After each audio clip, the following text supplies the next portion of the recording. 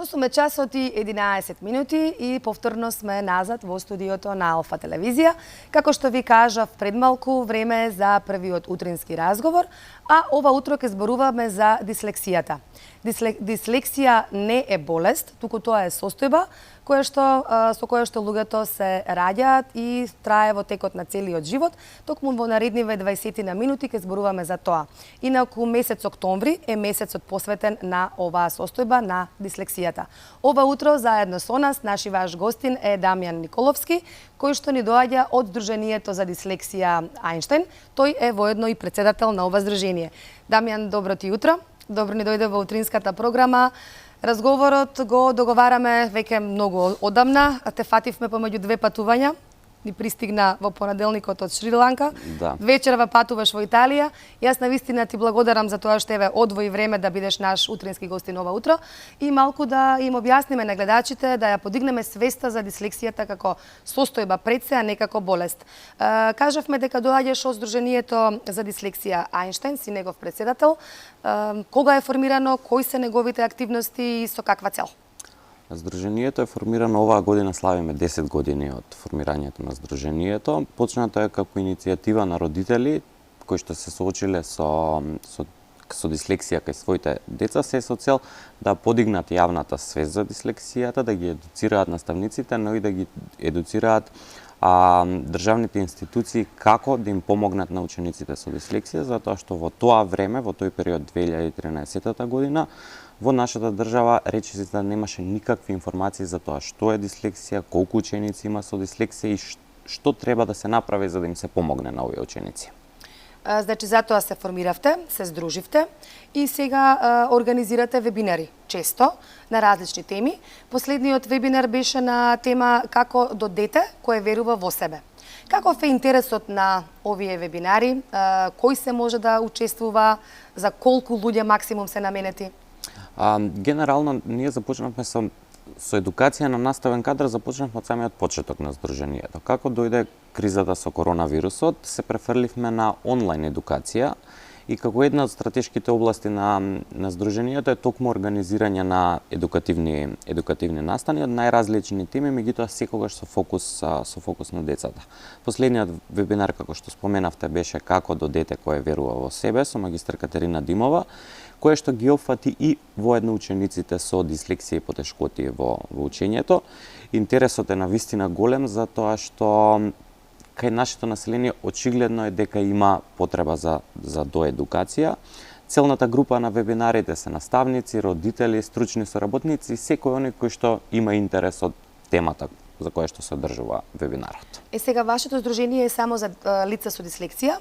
Или има и лица за деца со хиперактивност, така? Така, да. Значи, ние сме официјалното име е Сдружение за дислексија, меѓутоа нашата организација работи на сите оние состојби кои што предизвикуваат тешкоти во учењето, односно специфични тешкоти во учењето, како што се дислексија, дискалкулија, дисграфија, диспраксија и АДХД, односно хиперактивност, недостаток на внимание. Дислексијата секогаш е поврзана со потешкотија во учењето?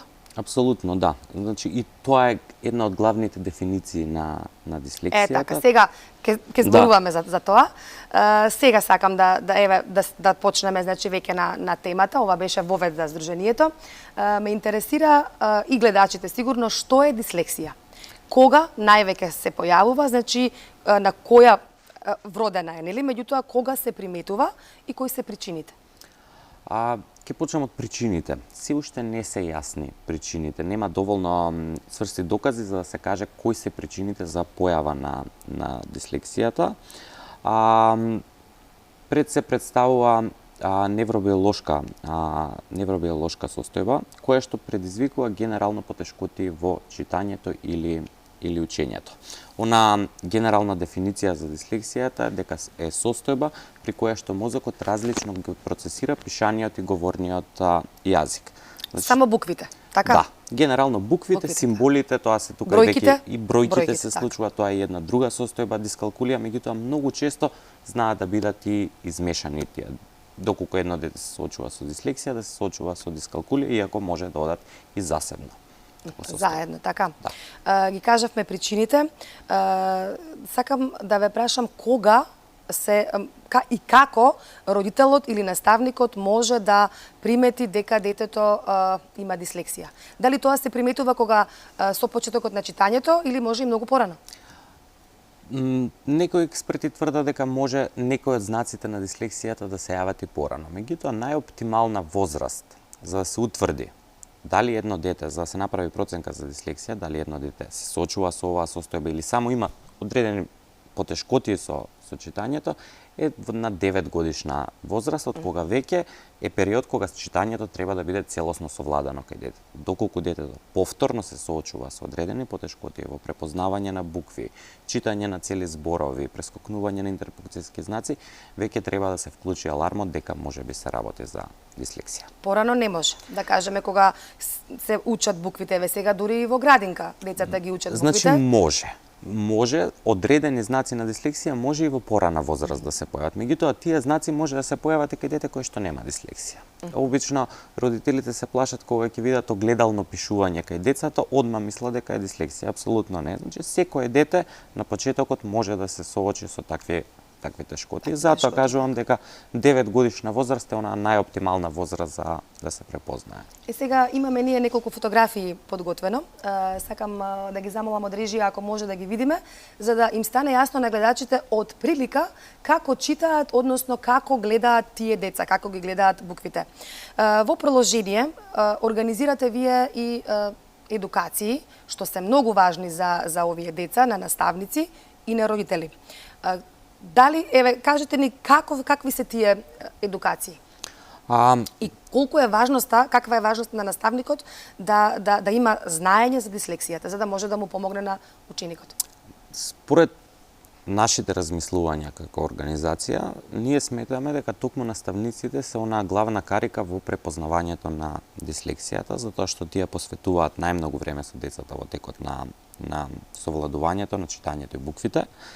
И тие се тие кои што треба да ги известат родителите или стручните служби во училиштето дека тоа дете има одредени тешкоти. Токму затоа, за жал, наставниот кадар во нашата држава во текот на нивното образование не ја изучуваат дислексијата како состојба и генерално не се запознаени ниту како да ја препознаат, ниту пак како да работат со учениците со дислексија.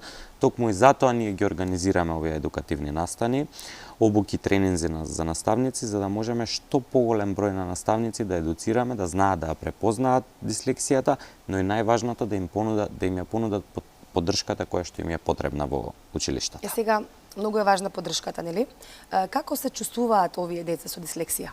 Имаат ли некои психолошки потешкоти? Апсолутно. Покрај тоа што имаат, нели, проблем со учењето, како тие се чувствуваат? Значи, оние психолошки состојби кои што, да речеме, се секојдневно присутни кај децата со дислексија, се фрустрациите, гневот, огромен степен на анксиозноста, многу често и депресија, пред се затоа што не можат да ги исполнат очекувањата кои што околината ги има од нив. Гледате едно бистро интелигентно дете кое што едноставно колку и да се труди не може да го прочита текстот или едноставно се уште покажува слаби резултати во школа, сето тоа придонесува за создавање на оние психолошки состојби со кои што се соочуваат децата со дислексија. Тука би напоменал, извини Рена, само едно. Во Америка има едно истражување, во казнено-поправните установи, дека огромен број од луѓето кои што се таму се соочуваат со дислексија, тоа е затоа што таа состојба не била препознаена на време, едноставно не може да се пронајдат во академската средина, па го фаќаат оној друг пат. Значи тоа се едни од негативните последици кои што произлегуваат од оваа состојба. Ова е состојба, значи не е болест. Лицата со дислексија живеат цел живот така, нели, со оваа состојба. Како тие ги совладуваат техниките? Постои ли некој начин, некои техники со кои што тие може да научат да читаат или така секогаш ќе ги гледаат буквите извртени, нели, така од обратна насока? Значи постојат многу методи кои што се наменети за ученици со дислексија, иако во нашата држава се уште е мал бројот на стручни лица кои што работат во оваа област. Конкретно во нашето здружение се работи програмот на Рон Девис.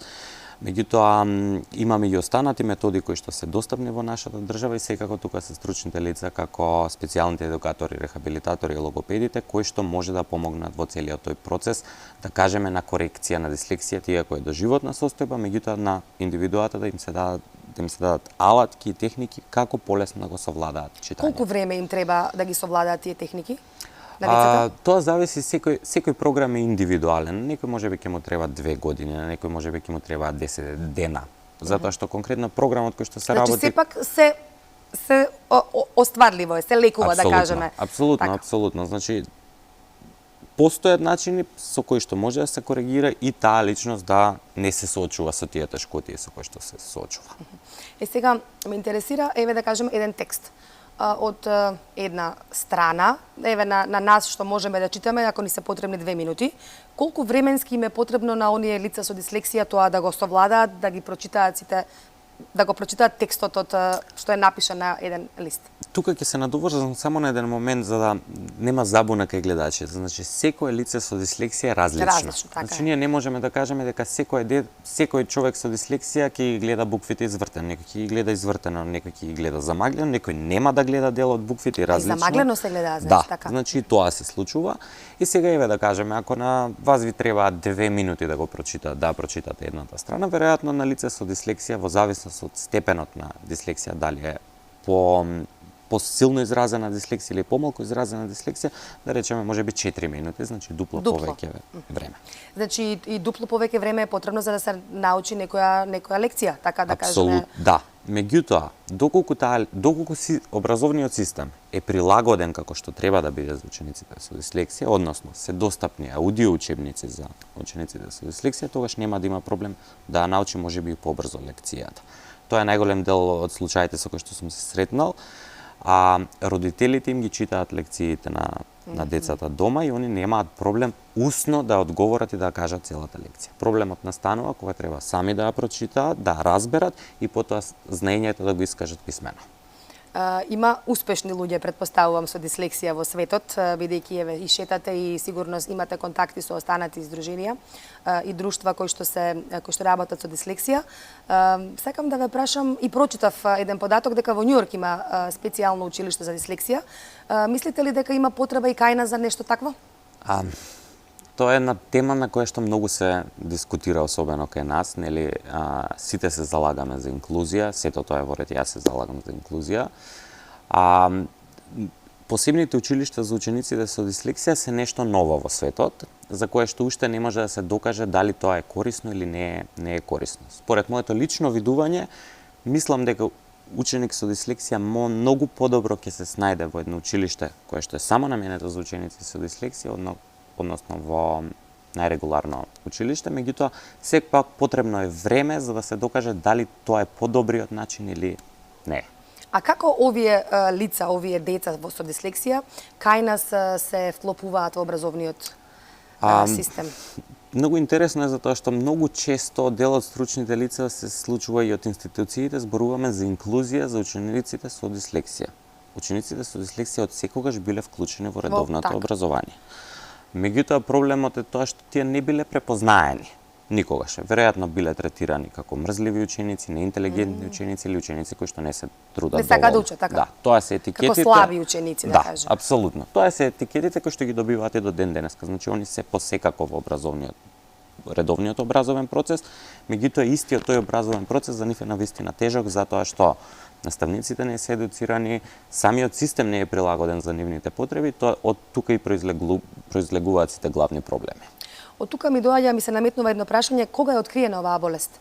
За кога почна да стануваат еве и наставниците и родителите свесни дека станува болест, дека е таква болест, дека болест не состојба. Да. Неколку пати кажавме дека е состојба. Во светот истражувањата за дислексија датираат уште од 1879 година, ако не грешам. Да, многу одамна. Тоа се почетоците, потоа се развивале различни методи научни истражувања. Конкретно во нашата држава започна да се зборува за дислексијата по формирањето на Здруженијето Ајнштајн и од тогаш е навистина направено многу. Голем број на наставници се едуцирани, а Факултетот за специјална едукација и рехабилитација воведе предмети за дислексија, а потоа и мастер студии за специфичните шкоти во учењето. Има уште многу да се направи, меѓутоа работите се навистина мрднати. Имаме уште многу што да превземеме, меѓутоа значи сме започнале да го одиме патот и мислам дека барем досега во овие 10 години доста успешно. Така. Сега ми се наметнува пак повторно прашањето, зошто така гледаат лицата со дислексија? Дали тоа доаѓа од очите или тоа доаѓа сепак е состојба која што е поврзана со мозокот? Дали има досега некои истражувања во таа насока? И генерално на почеток, кога ќе се примети дека детето има тешкотии со учењето, се мисли дека има проблеми со видот. И во најголем дел од случаите нема проблем со видот, поврзаност со видот. Секако дете кое што има проблем со видот може да има дислексија, меѓутоа тие се сосема немаат никаква врска едно со друго.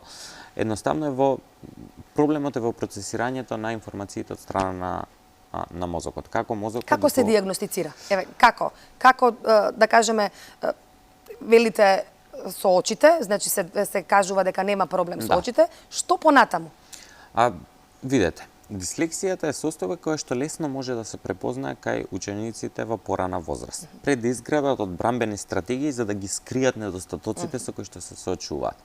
Секое дете кое што ќе се соочи со проблем во читањето, односно недоволно развиено ниво на читање кое што е соодветно за неговата возраст, заменува зборови во реченицата, испушта букви, не знае употреба на интерпункцијски знаци, се едни од главните знаци на дислексијата.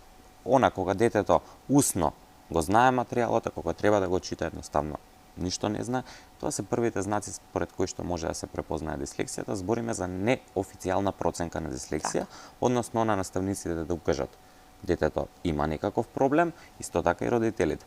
Потоа, за жал во нашата држава се уште немаме официјален центар за детекција на дислексијата, како што тоа е случај во развиените држави, меѓутоа имаме неколку институции каде што може да се добие одредена диагноза за белешка за дислексија. Така. Сосема накусо и за крај, бидејќи веќе ни се ближи терминот и за утринските вести, имате ли податок колку лица со дислексија има во Македонија и каква е состојбата во светот? Да, дислексијата во светот е застапена кај 10 до 15% од населението. Ние имаме спроведено едно големо истражување во 2017 година, например, околу 2700 средношколци, при што докажавме дека кај 12,2% од нив се застапени знаците на дислексија. Тоа не е официјален статистички податок, меѓутоа е во рамки на светската статистика на застапеност на оваа состојба. Така. Дамјан, ти благодарам што ова утро беше наш гостин. Веќе е време за утринските вести на Алфа телевизија. Ви посакувам многу успех во работата на вашето здружение и се надевам дека во некоја наредна прилика ќе ни бидете повторно гости. Ви благодарам, Ирина, на поканата.